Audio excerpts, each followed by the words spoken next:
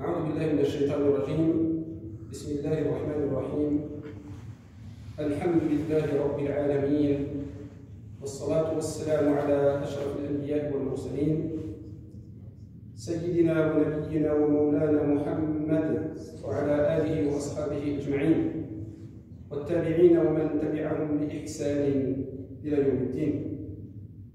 اللهم لك الحمد كما ينبغي لجلال وجهك ولعظيم سلطانك، سبحانك لا نحصي ثناء عليك أنت كما أثنيت على نفسك.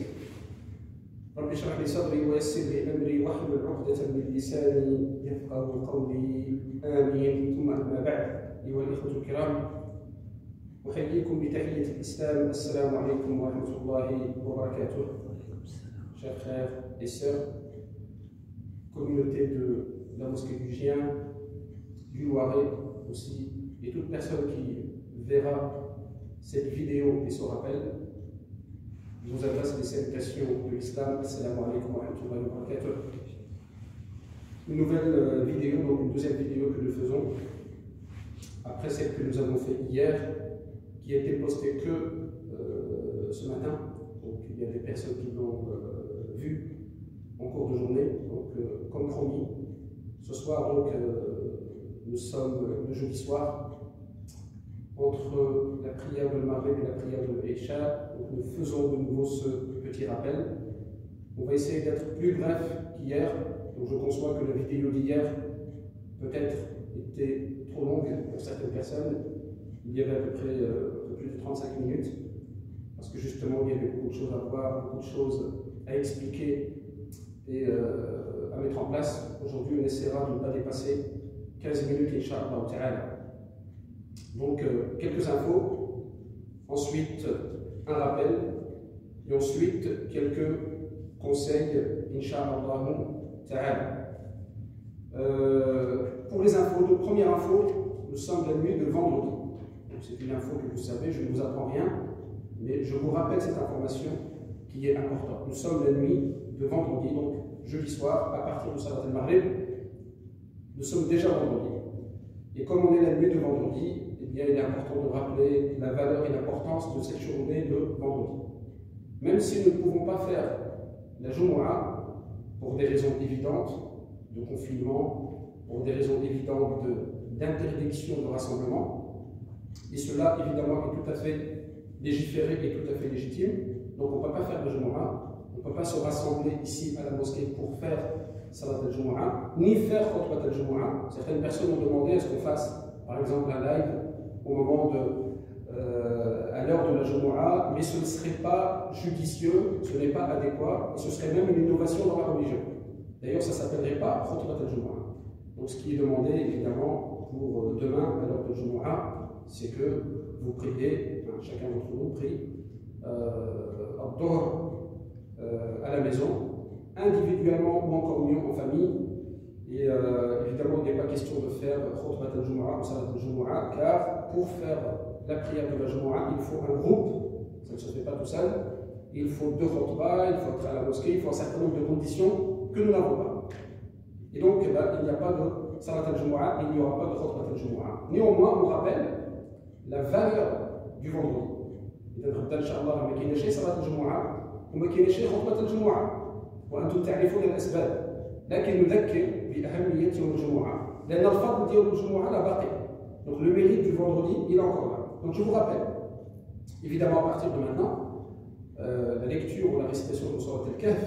Vous savez que Surat al-Kahf, c'est une surah qui est très très importante, que le prophète sallallahu alayhi wa sallam nous a recommandé de réciter tous les vendredis. Et le vendredi commence maintenant. À partir de Salat al-Maghrib jusqu'à demain al-Maghrib, 24 heures, c'est le vendredi. Ceux qui veulent la réciter dès ce soir et la réciter demain, eh bien, sachez que c'est tout à fait méritoire. Et vous savez que cette surah al-Kahf, comment ils l'ont appelé les savants, c'est suratu al-ismati min al-fitan. C'est la surah qui nous préserve, qui nous protège évidemment des épreuves, des troubles. Parce qu'il y a un certain nombre d'épreuves évidemment qui sont dans Surat al-Kahf. Il y a l'épreuve dans la religion, il y a l'épreuve dans l'argent, les moyens que Allah Ta'ala nous donne, il y a aussi l'épreuve dans le savoir, il y a l'épreuve du pouvoir. Et c'est aussi une surah que le prophète sallallahu alayhi wa sallam nous a demandé de réciter si jamais on rencontre Ad-Dajjal. Et bien de réciter cette surah, de réciter quelques versets du début ou la fin de cette surah, et ça nous préserve de Dajjal, parce que vous savez évidemment que Dajjal, cette fitna, cette grande fitna qui attend notre communauté vers la fin des temps, et bien Dajjal, il va venir avec toutes ces épreuves. Il va venir justement nous éprouver dans la religion. Il va venir nous éprouver dans l'argent, nous éprouver avec ses richesses. Il aura l'or, l'argent, tous les biens de ce bas monde. Il va mettre les gens à l'épreuve, ils vont le suivre. Nous éprouver par sa science. Il aura la science, la technologie, le savoir, etc. Nous éprouver par le pouvoir, parce que c'est quelqu'un qui aura le pouvoir. Et donc cette surah, non seulement elle nous préserve, elle nous montre les fitanes, les épreuves. Elle nous montre comment se préserver des fitanes. Et elle nous montre aussi, la manière, Inch'Allah, eh bien, de se préserver de fitnat ad-Dajjal. Donc ça, c'est un petit rappel, bref, sur l'importance de cette sourate. Je vous rappelle, Inch'Allah, de la réciter en famille, ensemble, où une personne récite et les autres l'écoutent. Et si vous ne savez pas, il y a des moyens. Hein, vous avez des moyens, évidemment, médias, vous avez des moyens en termes de vidéos, de récitateurs, etc. Vous pouvez la mettre à la maison et l'écouter. Deuxième chose qu'on rappelle concernant la valeur du vendredi, c'est multiplier le dhikr, multiplier le rappel d'Allah Azza wa Jal, surtout dans cette épreuve, dans ces moments d'épreuve, dans ces moments difficiles. Également les du'a. Les du'a, vous savez que le vendredi, le prophète sallallahu alayhi wa sallam nous a dit qu'il y a un moment, sa'a, donc un moment c'est pas forcément 1 heure, 60 minutes, mais c'est un moment qui est dans cette journée de Jumu'ah où les du'as sont acceptés. Donc on en profite dans ces moments difficiles, dans cette épreuve difficile de ce confinement, de ce mal, de cette maladie qui se propage et qu'on a du mal à maîtriser. Donc on profite de ce vendredi, Inch'Allah, et bien pour multiplier les du'as, au moins à la fin de chaque prière, à la fin de chaque salat prescrite. Également à multiplier les prières et les salutations sur notre prophète et messager Muhammad sallallahu alayhi wa sallam. Voilà les quelques rappels qu'on peut faire en cette nuit de vendredi. N'oublions pas également que nous sommes au mois de Rajab. Le mois de Rajab, on le rappelle, c'est un mois sacré, ça fait partie des mois sacrés. Il y a donc la valeur de ce mois, la sacralité de ce mois. Hein, il faut lui rendre à ce mois sa sacralité, donc en multipliant évidemment les bonnes actions, multiplier le siyam, le jeûne pour ceux qui peuvent jeûner pendant ce mois, et multiplier évidemment un maximum de bonnes actions. Nous en reparlerons du mois de Rajab, Inch'Allah ta'ala. Donc ça c'est pour les informations. Deuxième point, Inch'Allah, le rappel. Donc je souhaitais faire un rappel concernant un hadith du prophète sallallahu alayhi wa sallam. عن أبي هريرة رضي الله عنه قال قال رسول الله صلى الله عليه وسلم من حسن إسلام المرء تركه ما لا يعنيه. عن أبي هريرة رضي الله عنه قال قال رسول الله صلى الله عليه وسلم من حسن إسلام المرء تركه ما لا يعنيه. هذا حديث عظيم، أصل من أصول الدين، حتى أن الإمام ابن رجب الحنبلي رحمه الله عليه قال هذا الحديث أصل من أصول الأدب. وكذلك العالم الكبير حمزة الكناني رحمه الله عليه قال هذا الحديث ثلث الإسلام. هذا الحديث ثلث الإسلام. معنى هذا الحديث من حسن إسلام المرء أي من كمال إسلامه، وهذا فيه إشارة للإحسان. الحسن فيه إشارة للإحسان. المؤمن دائما يحسن إسلامه، يحسن عبادته، يحسن أعماله، يحسن أخلاقه.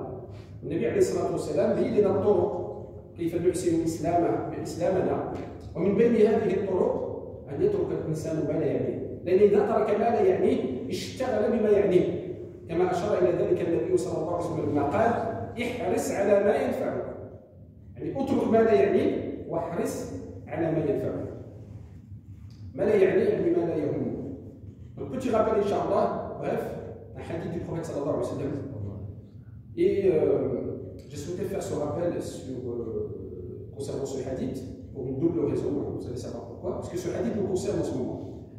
D'après Abu Hurayra radiyallahu anhu, le messager sallallahu alayhi wa sallam a dit il fait partie du bel islam de quelqu'un le fait de laisser ce qui ne le concerne pas. le fait de laisser ce qui ne le regarde pas. Il fait partie de la perfection de l'islam. Comment perfectionner son islam? Vous savez, le prophète sallallahu alayhi wa sallam nous montre toujours comment nous perfectionner. Le but du croyant, c'est se perfectionner. Hier, on a parlé des manazil, des différents degrés, des différentes stations de la foi. Eh bien, l'objectif du croyant, dans son cheminement vers Allah, c'est toujours comment je me perfectionne, comment je me réforme, al-islah ou al-ihsan, jusqu'à atteindre le top niveau. Eh bien, on doit toujours chercher à améliorer sa religion, améliorer ses adorations, améliorer son rapport avec Allah Ta'ala et améliorer évidemment le comportement avec les autres. Eh bien, parmi les manières d'améliorer son islam, son rapport à la religion, comment améliorer sa religiosité, sa pratique, parmi les moyens, le prophète sallallahu alayhi wa sallam nous cite ce moyen-là qui est important, eh bien déjà le fait de laisser ce qui ne nous regarde pas. Déjà quand tu commences à laisser de côté tout ce qui ne te regarde pas, tout ce qui ne te concerne pas, tout ce qui est futile et inutile, peut-être que tu vas commencer à t'occuper de ce qui est important. Subhanallah, dans notre situation aujourd'hui, quelque part nous avons été obligés d'appliquer ce hadith. Vous voyez comment, comme je le disais hier, les autorités nous interdisent tout ce qui est divertissement, tout ce qui n'est pas important, c'est fermé. Cette crise nous amène quelque part à revenir à l'essentiel.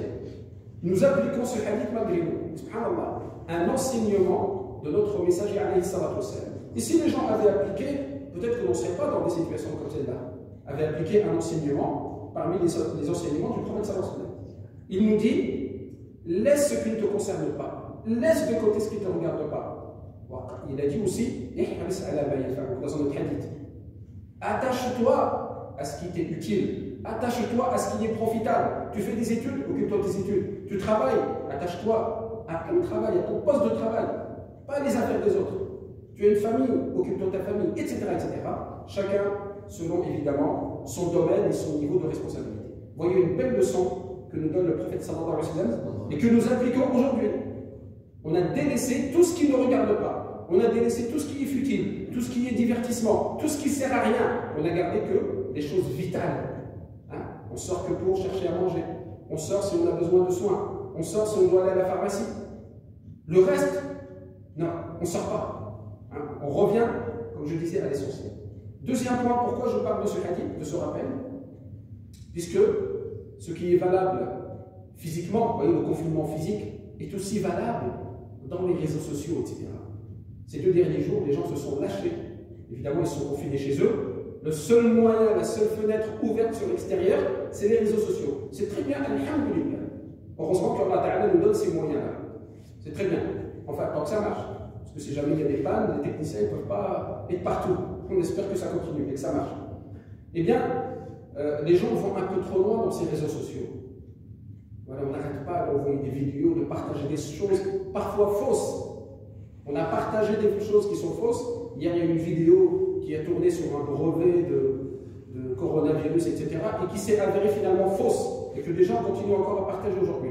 J'ai envie de dire que ce hadith, on doit l'appliquer également à ce niveau-là. Ce qui ne nous concerne pas dans les réseaux sociaux, dans les vidéos, dans les partages, etc., on ne partage pas. On ne partage pas si on n'est pas sûr. Le professeur nous dit, il suffit pour être inscrit comme menteur de raconter tout ce qu'on entend, de partager tout ce qu'on reçoit sans avoir vérifié. Le croyant, il ne va pas là-dedans. Il va vers l'essentiel. Pendant ce temps-là, il peut lire le Coran, il peut lire les hadiths, il peut lire le Coran, il peut profiter pour lire des choses qui sont évidemment intéressantes. Par rapport à ça, le prophète nous a aussi aiguillé. Lorsqu'un compagnon lui a demandé un conseil, il lui a dit, regardez ce conseil. Le hadith, il commence par, il faut que je me rappelle du début de ce hadith, il finit par wabki ala khati'atik wa laysa akabaytuk. Je n'avais pas préparé ce hadith, juste il me revient comme ça à l'esprit. Mais j'ai oublié le point de départ du hadith.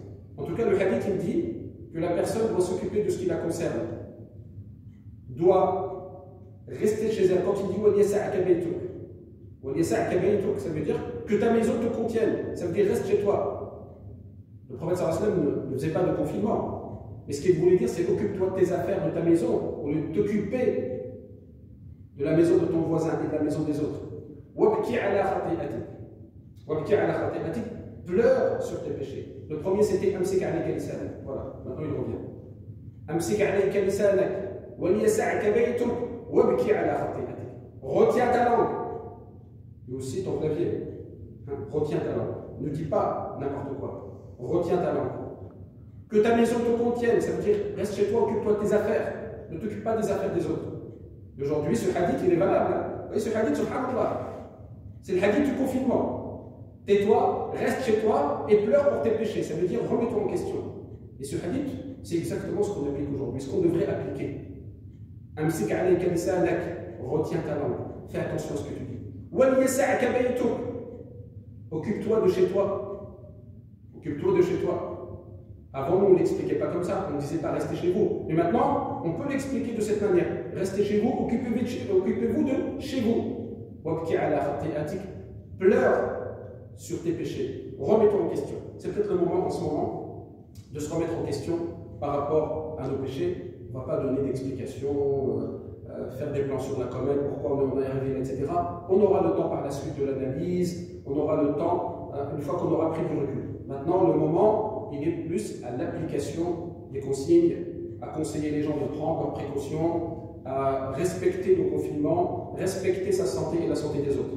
Mais plus tard, évidemment, nous reviendrons sur cette analyse. Voilà un hadith, deux hadiths, je vous ai dit, intéressants. Le fait de délaisser ce qui ne nous concerne pas, le fait de s'occuper de ce qui nous concerne, de ce qui est utile, et quelque part nous appliquons ces consignes-là aujourd'hui.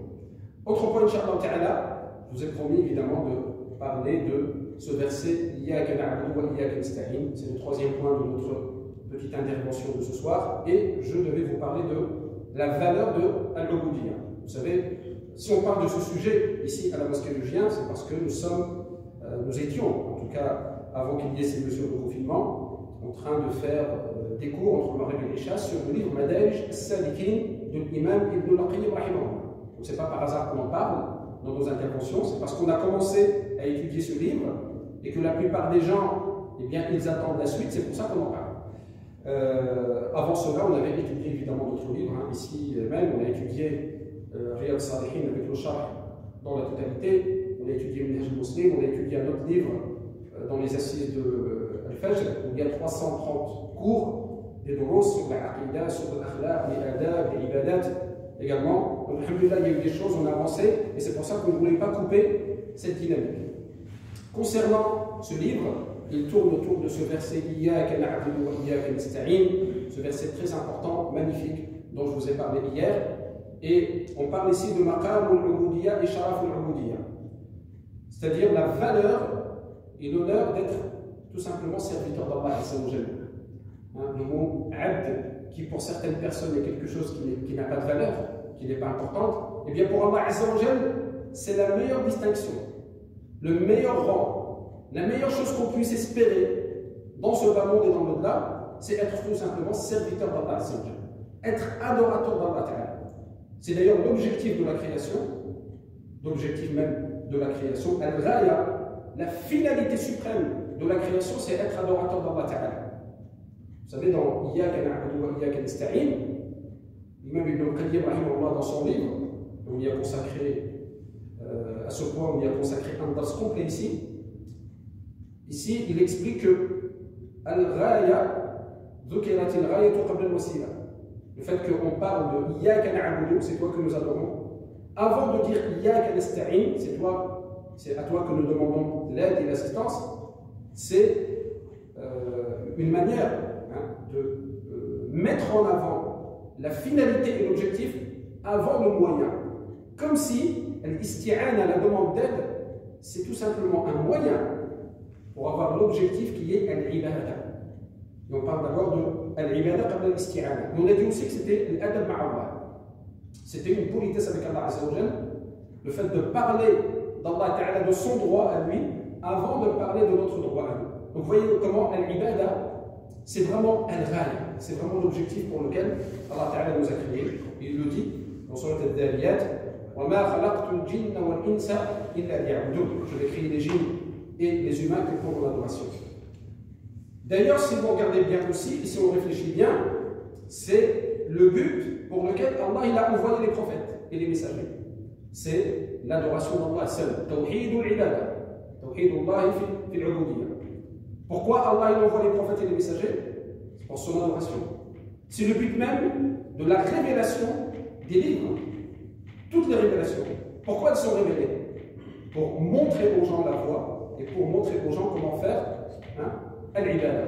Donc, l'objectif suprême, l'objectif final, c'est l'adoration d'Allah. C'est pour ça que il y a dans ce livre Madarij as-Salikin, Ibn al-Qayyim rahimahullah, il fait une allusion aux prophètes et messagers. Comment Allah Ta'ala, lorsqu'il parle des prophètes et messagers, la plupart du temps, il les décrit en tant que serviteurs, tout simplement.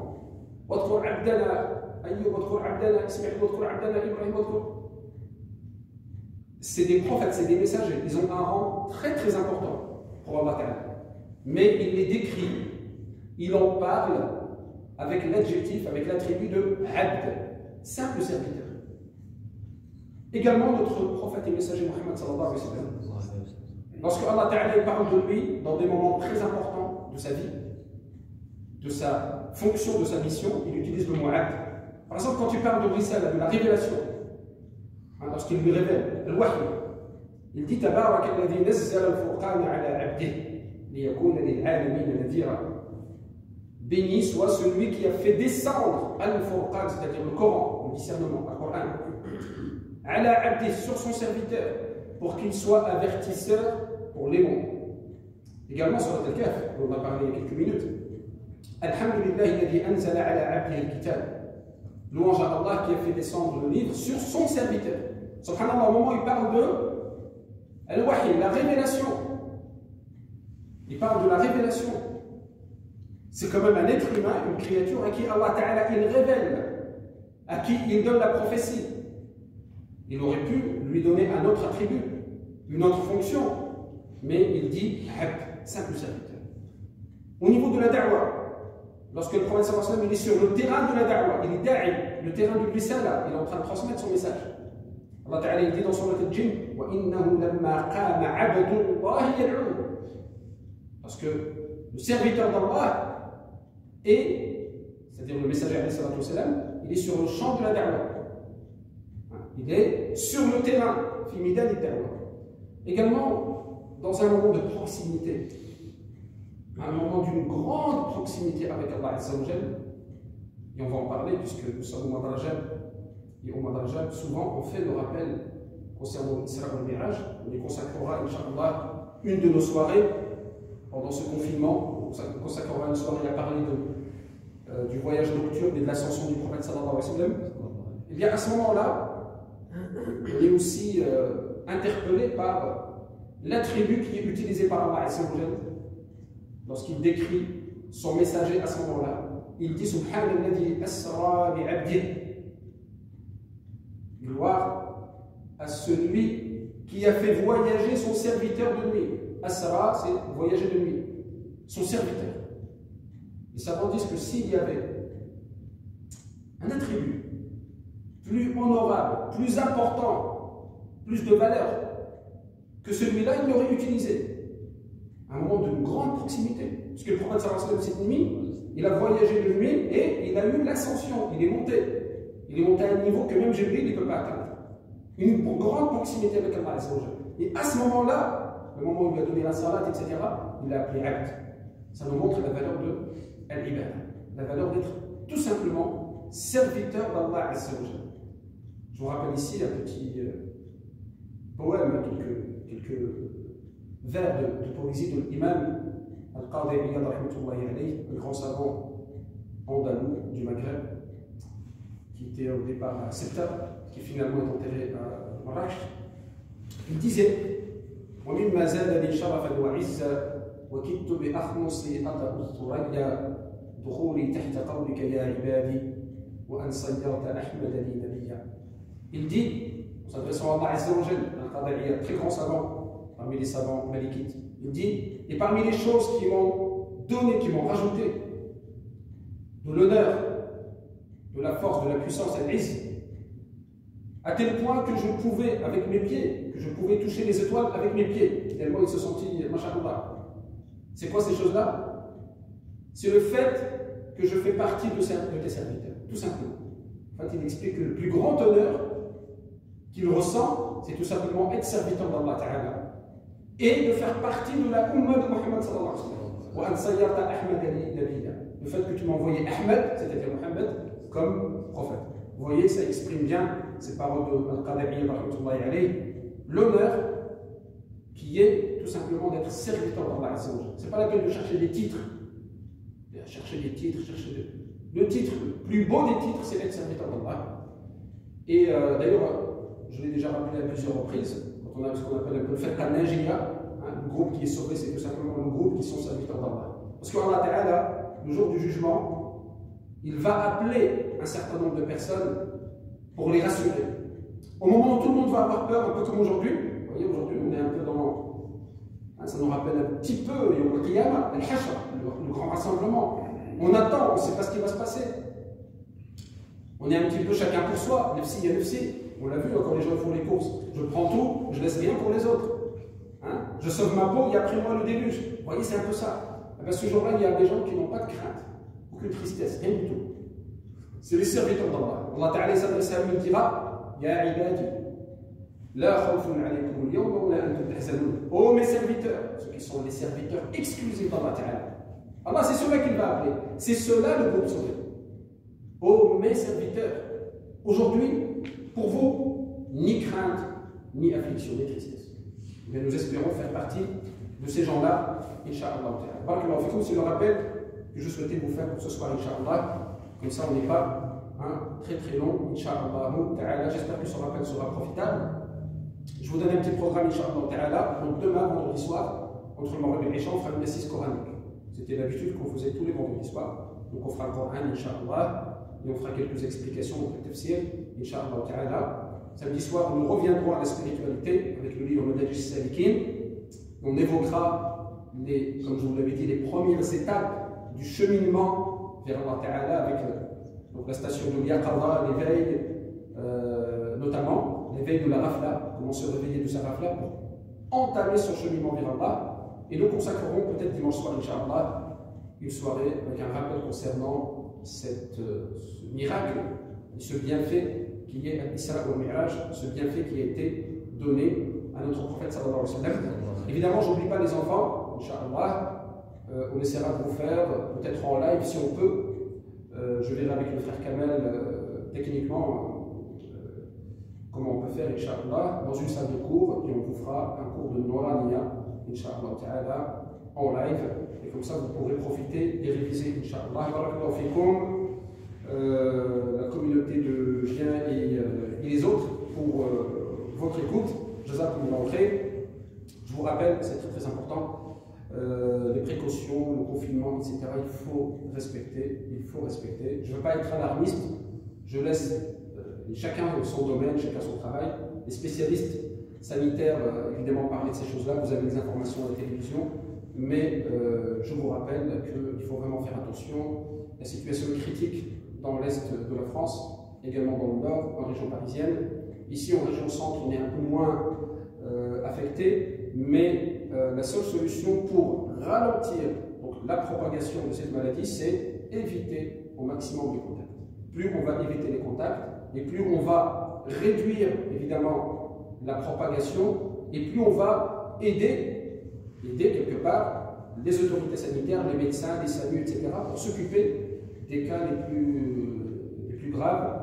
Et la situation est vraiment critique et vraiment difficile. Et on demande à Allah Azza wa Jalla de nous aider à franchir et à passer cette épreuve dans les meilleures conditions. Inch'Allah Ta'ala, comme on fait un dua, Inch'Allah, pour toutes les personnes qui sont malades, qu'Allah Ta'ala leur donne la guérison. On fait aussi un dua pour les défunts. Moi, ce qui me fait le plus mal au cœur, c'est les défunts. C'est les personnes qui seraient amenées là, à décéder soit de cette maladie ou autre pendant cette période. Eh bien, on ne peut pas faire de prière de la janaza, on ne peut pas les rapatrier dans le pays d'origine, on ne sait même pas si on pourra les laver, etc. C'est vraiment cela qui est personnellement ma plus grande inquiétude. Et on demande à Allah Azza wa Jal s'il y a des défunts pendant cette période, qu'Allah Ta'ala leur fasse miséricorde. Sachez que les défunts de cette maladie sont considérés par les savants comme des shuhada, ils sont considérés comme des martyrs. Et on demande à Allah Azza wa Jal de les accueillir dans son vaste paradis et de les couvrir de sa miséricorde. En attendant qu'Allah vous préserve vos familles, vos proches. Barakallahu fikum, nas'alullah ta'ala an yataqabbala minna wa minkum. اللهم وفقنا لما تحب وترضاه، اللهم اجعلنا ممن يستمعون القول فيتبعون احسنه. امين. اللهم احفظنا من الفتن ما ظهر منها وما بطن. اللهم احفظنا من كل مكروه يا ارحم الراحمين يا رب العالمين. اللهم انا نعوذ بك من البرص والجنون والجذام ومن سيء الاسقام. اللهم رب الناس اذهب الباس واشف انت الشافي لا شفاء الا شفاؤك شفاء لا يغادر سقما. امين امين يا رب العالمين. بسم الله الرحمن الرحيم. والعصر ان الانسان لفي خسر الا الذين امنوا وعملوا الصالحات تواصوا بالحق وتواصوا بالصبر. ربنا آتنا في الدنيا حسنة وفي الآخرة حسنة وقنا عذاب النار. سبحان ربك رب العزة عما يصفون وسلام على المرسلين والحمد لله رب العالمين. جزاكم الله خير. السلام عليكم ورحمة الله.